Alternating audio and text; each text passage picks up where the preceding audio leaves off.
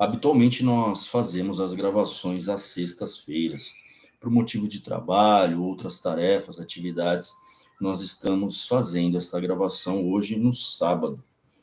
Então, dando sequência a essa obra, Caminho, Verdade e Vida, no capítulo 34 de hoje, Emmanuel nos traz o título Comer e Beber. Vejam o que Emmanuel pode nos trazer com este título, né? Curioso, né? Comer e Beber. Para basear este capítulo, ele traz o Evangelho de Lucas, onde é narrado uma fala de Jesus que diz assim: então começareis a dizer, temos comido e bebido na tua presença e tens ensinado nas nossas ruas. E vamos entender o contexto, que isto foi dito no Ato dos Apóstolos, que está incluído, num trecho onde Jesus fala aos seus apóstolos sobre a porta estreita. Vejam, diz o seguinte, vamos uns versículos anteriores para que nós possamos abarcar o contexto do que Emmanuel quer nos trazer, desse sentido que Emmanuel quer nos trazer. Isto também é narrado em Mateus, capítulo 7, versículo 13, 22, 8 e 11. Este tema da porta estreita. Então, Jesus, sempre a caminho para Jerusalém, Jesus ia atravessando cidades, aldeias, e nelas ensinava. Alguém lhe perguntou, Senhor, são poucos os homens que se salvam? Ele respondeu, procurai entrar pela porta estreita, porque digo-vos, muitos procurarão entrar e não o conseguirão. Quando o pai de família tiver entrado e fechado a porta, e vós, de fora, começardes a bater à porta, dizendo, Senhor, Senhor, abre-nos, ele responderá, digo-vos que não sei de onde sois. Apartai-vos de mim, todos vós que sois malfeitores. Vejam, aí Jesus traz uma analogia de um pai de família, onde ele entra, fecha a porta e diz,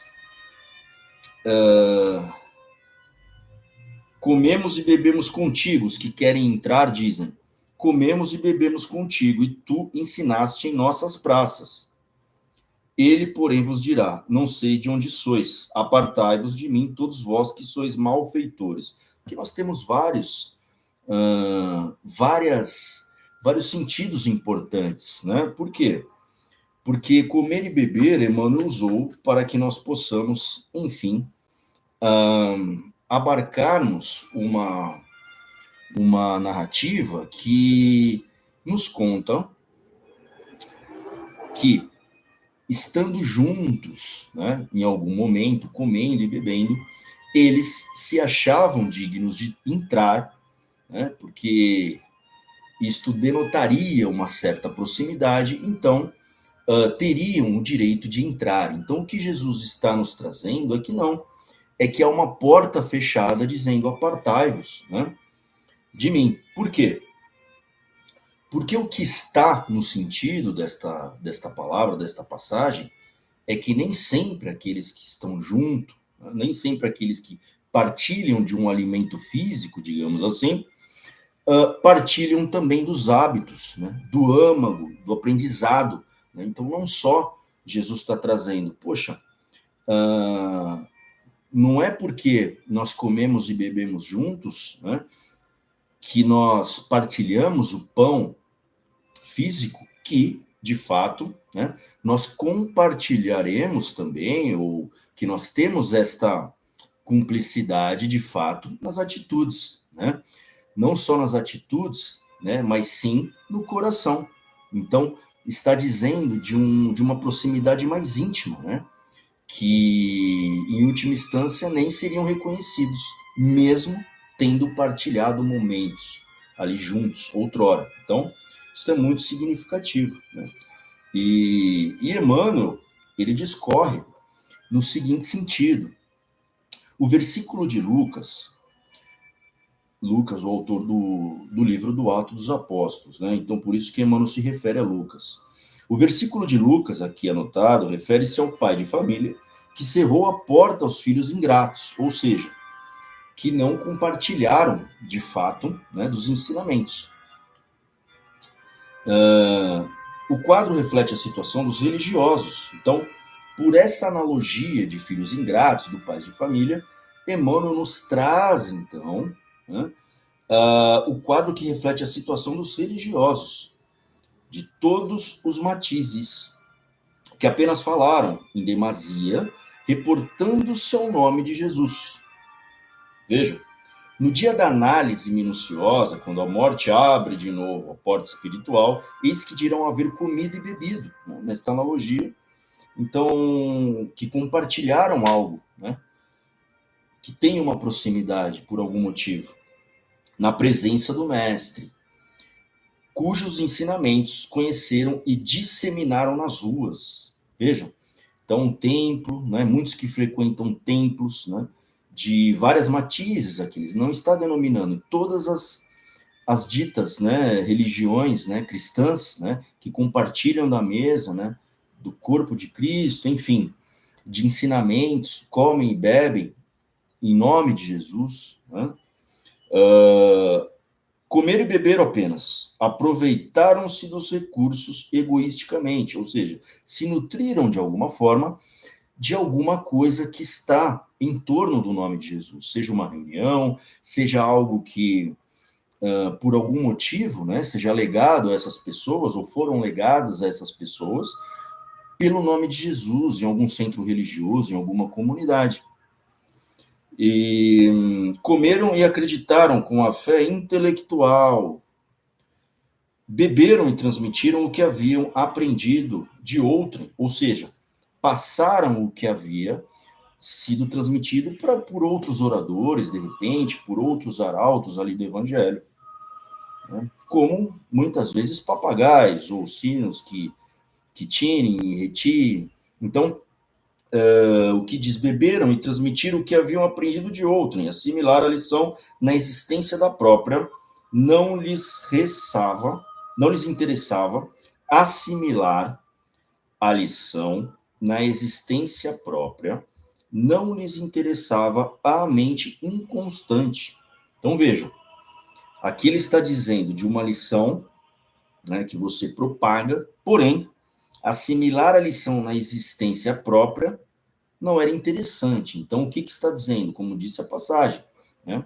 Então, nós compartilhamos algo, ou a passagem diz de pessoas que compartilham muitas coisas, porém, de fato, né, assimilar a lição do mestre, né, nas suas próprias vidas, com suas ações, não somente com palavras, que não interessava a essas pessoas, ou não interessa a essas pessoas que são figuradas nesta passagem, né, que Emmanuel também nos ressalta. Conheceram o mestre, é verdade, mas não o revelaram em seus corações.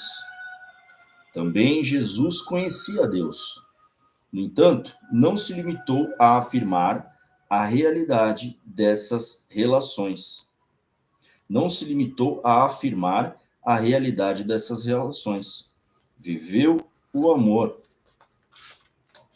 ao Pai junto dos homens, ensinando a verdade, entregou-se à redenção humana sem cogitar de recompensa. Entendeu?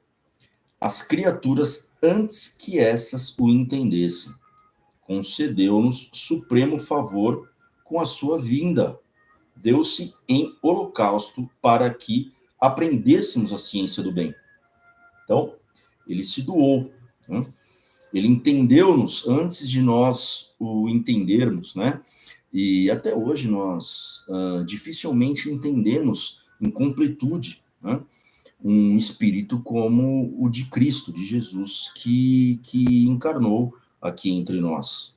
É muito difícil para nós imaginarmos alguém que após, né, o Gólgota, né, após a Via Crucis, né, após ter sofrido, ter vindo, né, trazer a boa nova com a sua própria vida, que no auge, né, do seu martírio, ele roga a Deus, né, já que estava junto de Deus a todo momento, ele roga a Deus que nos perdoasse, né, ou perdoasse a quem estava o afligindo, né, essas mazelas, essas dores, né, porque dizendo que Deus, Pai, perdoa-os, eles não sabem o que fazem. Então, Jesus já nos entende, né, muito antes de nós o entendermos e até mesmo nos entendermos, né? Então, este é o convite, né, para esta reflexão, né, do que as palavras,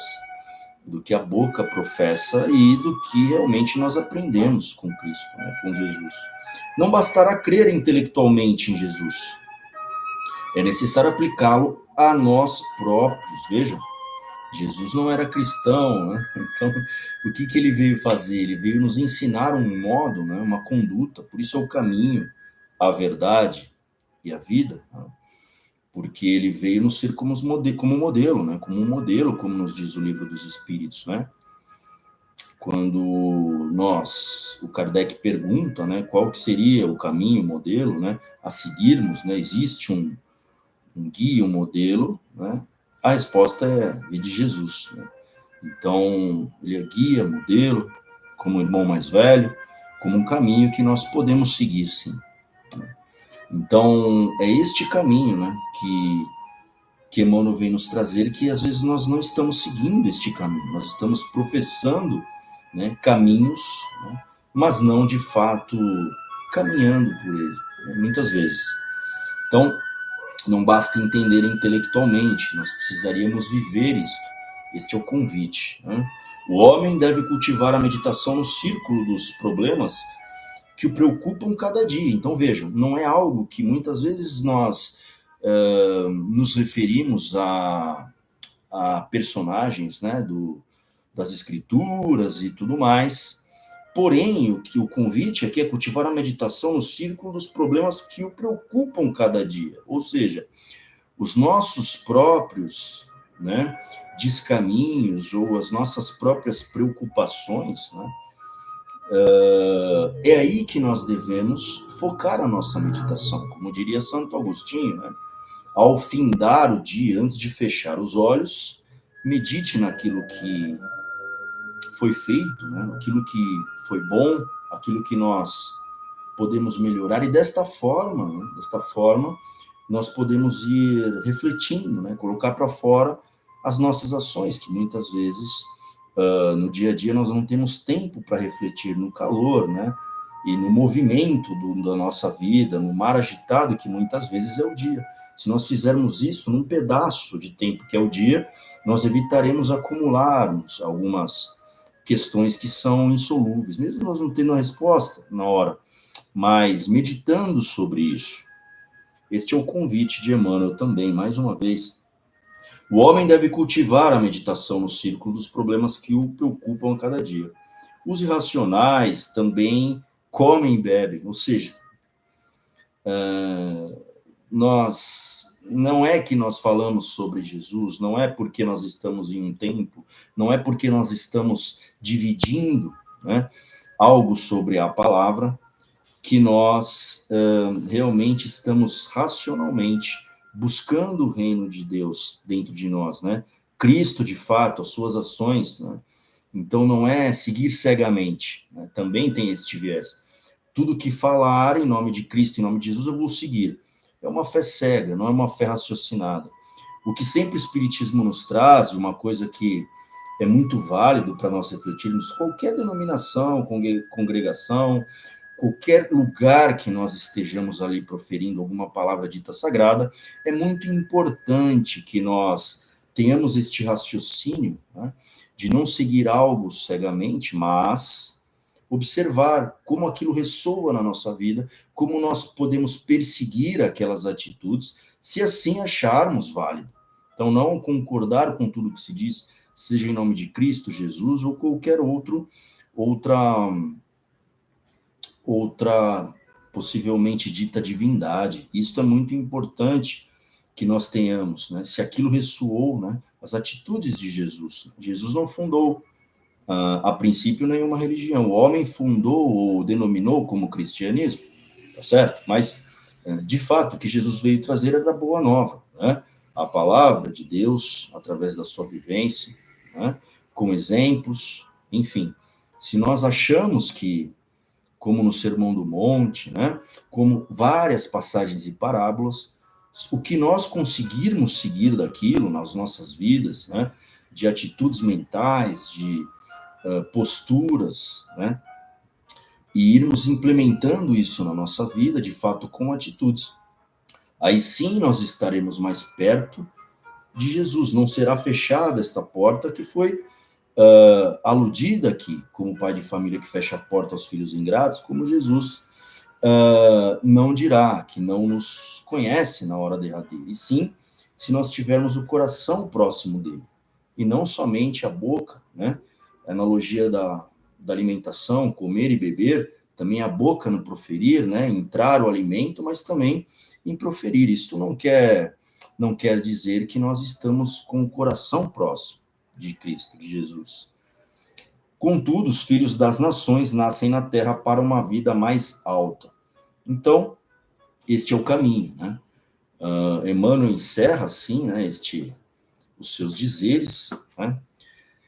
E o que nós podemos aprender disso, né? Cada qual, na sua consciência, né, no que lhe ressoa na sua mente, no seu coração, é que, de fato, né, palavras, né, muitas vezes até mesmo, né, líderes religiosos, ditos religiosos, sacerdotes, enfim, são pessoas, né, são pessoas. Então, quando nós entendemos, né, que para nós seguirmos este caminho, pegue a sua cruz e me siga, né, então, que não é uma coisa simplesmente de aparência, né, nós precisamos construir, né, isso dentro do nosso coração. Vejam, quando nós tomamos, por exemplo, Paulo, vamos tomar Paulo como exemplo, porque Paulo, ele de fato estava distante, digamos, né, mesmo sendo um doutor da lei, né, e pregando, né, a lei mosaica, Paulo de fato, né, no início, né, ou se podemos dividir assim, na primeira parte da sua história, que conta, que narra, né, a conversão, depois colocando a conversão como um marco ali na sua vida, né, e aí falando mesmo no sentido espiritual. Então nós podemos dividir a vida de Paulo em dois momentos, né? O momento em que ele era, de fato, até mesmo perseguidor, né, dos cristãos, e depois da sua conversão, um arauto que nós todos conhecemos, né, o maior escrito do Novo Testamento. Então, isso me lembra também que Paulo, ele teve que criar esta autoridade, né? Ele teve que criar esta autoridade, se aproximar de fato no coração dele, né? E isto me lembra também uma passagem de Atos, né, dos Apóstolos, também. No capítulo 19, do versículo 11, acho que até o 20, né, onde narra exatamente algo nesse sentido, né, que nós podemos também, ao encontro do que Emmanuel nos traz, né, acrescentarmos e até mesmo relembrarmos desta passagem, né, em Atos, capítulo 19, onde narra, né, os 7 filhos de Cefas, um sacerdote judeu, que eles resolveram, digamos assim, brincar de exorcismo, né? E por que eu digo assim? Porque eles resolveram, né, em nome de Jesus, expulsar demônios, né? Qual era o contexto, né, e o momento que isto ocorre, né? Isto ocorre no momento que Paulo começa a desenvolver prodígios, né, curar e expulsar demônios apenas com utensílios, panos e coisas que haviam passado, né, por Paulo. Então, apenas das pessoas, dos enfermos, né, tocarem, né, por exemplo, num pano, num tecido que Paulo havia tocado, né, tal era o grau do seu magnetismo, né, e dessa presença, dessa autoridade, as pessoas eram curadas e eram, contas, né, expulsos entes malignos das pessoas. É assim que a história nos narra, né? E o que ocorre, né? Então, eram ditos exorcistas, que eram exorcistas que iam caminhando, né, de povos em povos, né, em regiões e regiões, para regiões, expulsando demônios, né, digamos assim, em nome de Jesus. Decorre que numa dessas aventuras, né? Por que nós vamos ver por que é uma aventura? Porque numa dessas empreitadas, né, eles diziam que esse conjuro, né, aquele ente maligno, digamos assim, eu vos esconjuro, né, por Jesus e por Paulo, que prega Jesus, né? Por Paulo, que o prega, né? Então, eles faziam isso em nome de Jesus e no nome de Paulo, porque Paulo também já tinha uma autoridade muito reconhecida, né? Eis que a entidade ali, naquele momento, respondeu o seguinte: olha, Jesus eu conheço, Paulo eu sei quem é, porém, vós quem sois? Entende? Então, percebe? O que aconteceu? O espírito, né, que estava, a entidade que estava ali naquele homem, foi para cima, né, deles, né? Ocorre que eles tiveram que fugir, né? Dois deles ficaram pelados, o homem atacou dois deles, eles tiveram que fugir. Quer dizer, percebem? É um episódio até cômico, né, de nós contarmos isso. Então, o que isso denota? Né? Que não é a autoridade de outrem, né, em nome somente de alguém, ou nós legarmos essa autoridade que deveria ser desenvolvida por quem quer se rogar a fazer um tipo de trabalho desse, ou até falar em nome de Jesus. Então, antes de nós falarmos em nome de Jesus, não é? Antes de nós tentarmos algum prodígio, dito prodígio, né, nós precisamos criar essa autoridade em nós mesmos, né? Desenvolver isso. Então, vejam, Jesus eu conheço, Paulo eu sei quem é, vós quem sois?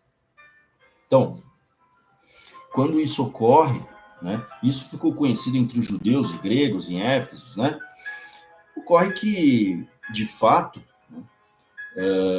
não colocar esta autoridade que nós precisamos desenvolver em nós. Antes de nós falarmos em nome de Cristo, Jesus, algum santo, algum apóstolo, né, nós precisamos, de fato, né, implementar esta autoridade. Como isso acontece? Com a nossa vida, com a nossa vivência, né, e vivendo aquilo, né, o que a gente apregoa, né, da palavra, porque, como nos narra, né, Emmanuel, né, não é porque nós estamos num círculo dito religioso, né? Vejam, os 7 exorcistas, né, digamos assim, aprendizes de feiticeiro, eles não tinham essa autoridade de fato. É o que nós percebemos, né, o que nos conta também Lucas, né? Eles não tinham de fato essa autoridade. Então, quando nós pensamos que nós não podemos aprender algo também com o dito o outro lado, né? O lado do mal, né? Que, como se diz, né? Ou o lado errante, na verdade, todos nós somos, mas com declaradamente, né? Como diz a palavra malignos, né? Enfim, como queiram denominar, nós podemos aprender muito, sim. Então, foi um ensinamento que aquela entidade nos dá, né? Então, desenvolva a sua autoridade antes de querer subjugar outrem, né? Porque existe a inteligência de todos os lados, né? Então, quando nós achamos algo e aquilo não é de fato real, né? Aquilo é pueril, aquilo não é fincado realmente como a casa na rocha, né? O que ocorre é que aquilo vai se desfazer, né? Ao primeiro vento, né? Ao primeiro vento, foi o que ocorreu, né? Então, até um pano, né, que passou por Paulo, né, ficou impregnado daquele magnetismo, né, e curava, né, enquanto outrem, né, esses atores desta narrativa, eles diziam que era em nome de Jesus, que era em nome de Paulo, e o que ocorreu é que, de fato, eles não conseguiram subjugar aquela entidade, pelo contrário, eles tiveram que fugir, né? E porque, de fato, não estava alicerçado neles aquela autoridade. Então, fica o nosso ensinamento, né? Fica aí para nós refletirmos, né? O que nós até hoje, né, nós temos de sólido, né, de sólido em nós. Né? A autoridade, ela não é apenas da boca para fora, né? Ela é alicerçada, né, durante um trabalho, né, principalmente um trabalho interno, né, um trabalho diário, muitas vezes silencioso, né? E, enfim, e cabe a cada um de nós, né, o caminho, né, determinar o caminho que queremos seguir, né, e implementar isso na nossa vida, né? E isso é o que nos traz Lucas, né? Pegando essas duas passagens, né? Do livro Atos dos Apóstolos, e nós ficamos então com este ensinamento, né? Do capítulo 34. Nós nos encontramos no capítulo 35 em breve.